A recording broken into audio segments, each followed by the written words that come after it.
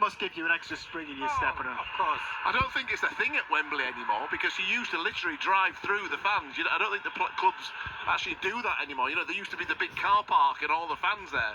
It was a special thing, and I was reminiscing about that as well, Benno, earlier on. But yeah, it's similar to that. But the point we were also talking about is that the players have got to keep it. You're getting emotional. You don't want to be getting too emotional because it burns energy and stuff like that. But an amazing display, and the fans it just sums up what they've been like all this season, following them home and away. Benno, it's up to you. Do you want to speak to your brother or not? Because he's on the line now waiting for a chat. No, not really. Because you haven't got your headphones on, so.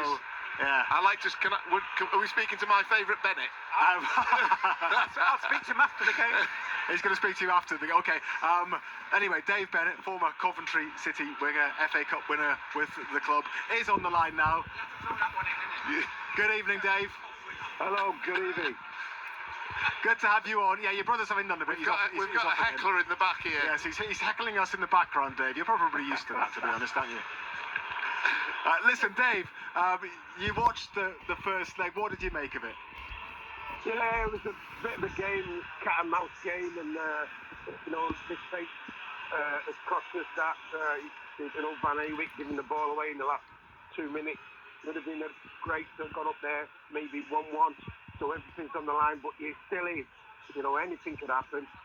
It's about how you Coventry manage the game the same way as Sunderland. How you manage the game, because it's not going to be won in the first 20 minutes.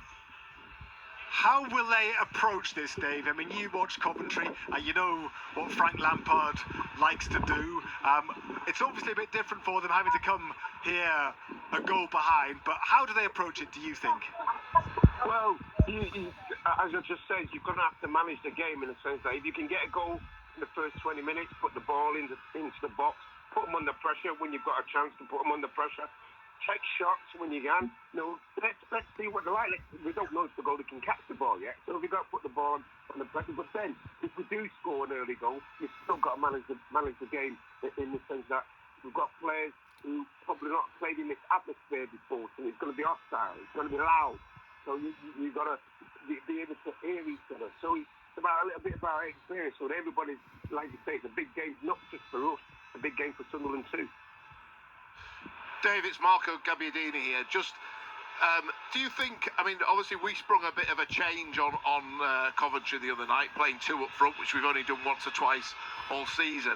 Do you think Frank could do something in retaliation to that, or do you think he'll just stick with his tried and tested? Well, he's stick with 1 up front. He's put Adji down the middle, and he's brought Mason Clark back up on the left-hand side, the winger. So obviously we've got 2 wingers and trying to get at them down the wing in that way. But you've always got that alternative of 2 strikers on the bench, maybe to put 2 up there, to put you under pressure. Like I'm just saying, obviously different parts of their game is going to change. That's up to him, his management, how the players look at it. Does he then put 2 up, or does he not? Or does he stick, etc., etc. So there's a lot to play for, a lot of tactics, but it's just how you equip yourself. You know as well as how you go to a game like this, it's about you. You find out a little bit about yourself now, because it's a big game, big atmosphere, and can you play it? Can you perform? Yeah, it's down to we were just discussing that and saying it's all right, formations are talked about, but it is about individuals' performances, and if you get 9 or 10 of your players at the best, then it's hard to stop whatever the formation is. So I'm with you on that one. Dave, do you know what they've done here? You've probably seen this. So for the long throws, to try and scupper them, they've moved the advertising hoardings right forward, so there's hardly any room between them and the touchline. Do you think that'll have an effect? Well,